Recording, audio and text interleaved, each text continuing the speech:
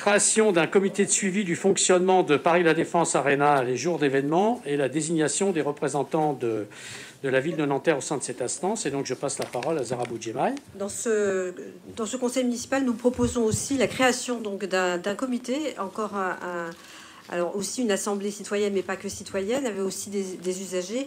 C'est un peu la poursuite du travail qui a été fait jusqu'à la fin du mandat dernier.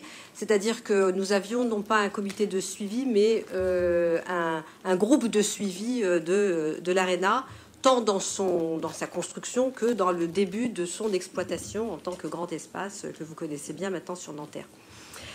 Il nous a semblé important pour continuer le travail de proximité, d'agencement, de réajustement quand il le faut, pour que cet espace, ce territoire, ce lieu qui est un grand lieu reconnu maintenant nationalement et internationalement, qu'est l'ARENA, ne soit pas un lieu de difficulté pour les habitants qui sont autour, mais à la fois les habitants, les commerçants, et que ce soit un véritable lieu de dynamique.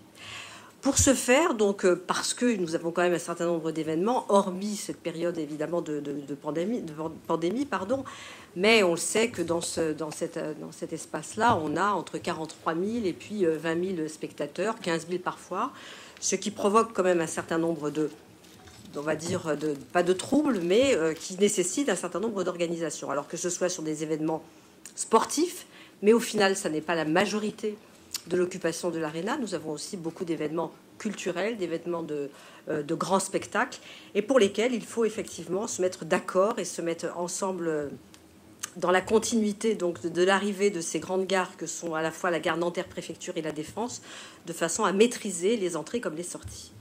D'autant plus en ce temps que je rappelle quand même, et je le dis souvent aux habitants qui sont proches, nous sommes tout le temps dans malheureusement des risques d'attentats, et qu'il faut donc que nous continuions d'être très vigilants sur la manière dont nous fonctionnons avec cet espace. Et puis pour les habitants qui habitent tout proche, ainsi que pour les commerçants, il y a aussi la question de leur flux, à la fois de l'arrivée des marchandises, mais aussi pour les habitants, pour accéder à son parking, pour continuer à aller faire ses achats, pour continuer à sortir, aller voir le médecin, etc., etc. Ce sont des détails de la vie quotidienne qui sont évidemment importants pour les gens qui y habitent, d'autant qu'il y a des périodes où il y a des événements quasiment une semaine sur deux. Pour ce faire, il faut qu'on regroupe des intelligences autour de la table. Elles sont nombreuses, et je vous propose donc là, parce que nous l'avons expérimenté aussi, qu'il y ait, alors dans un premier cercle, on s'appuie sur les associations qui avaient signé avec nous et avec l'ARENA les conventions donc d'utilisation et de vie autour de l'ARENA.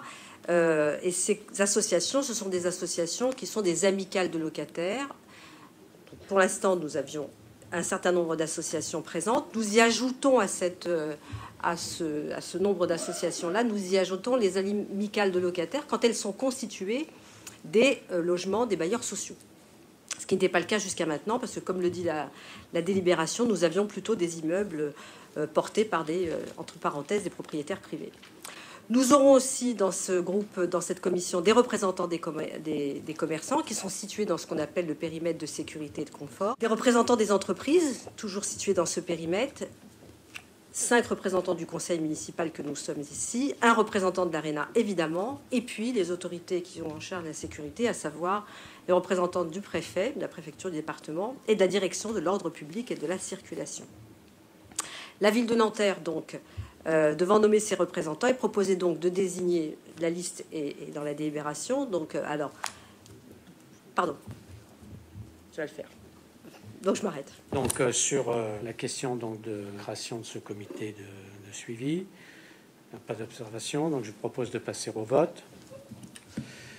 Voilà, donc adopté. Alors, donc on va procéder de la même manière que tout à l'heure, donc puisqu'il y a donc 4 candidats de la majorité et 2 candidats pour l'opposition pour 5 postes. Donc Zara Boudjemaï, ceux qui sont pour.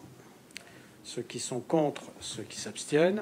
Nesrine Rezak Bara, ceux qui sont pour, ceux qui sont contre, ceux qui s'abstiennent. Gilles Gaucher-Casalis, ceux qui sont pour, ceux qui sont contre, ceux qui s'abstiennent. Rachid Taïeb, ceux qui sont pour, ceux qui sont contre, ceux qui s'abstiennent. Adam Ouboui, ceux qui sont pour, ceux qui sont contre, ceux qui s'abstiennent. Éric Drouche, ceux qui sont pour, ceux qui sont contre, ceux qui s'abstiennent. Donc sont élus Zahra Boudjemaï, Nesrine Rezak Bara, Gilles Gaucher-Cazalis, Rachid Taïeb et Adam Ouboui.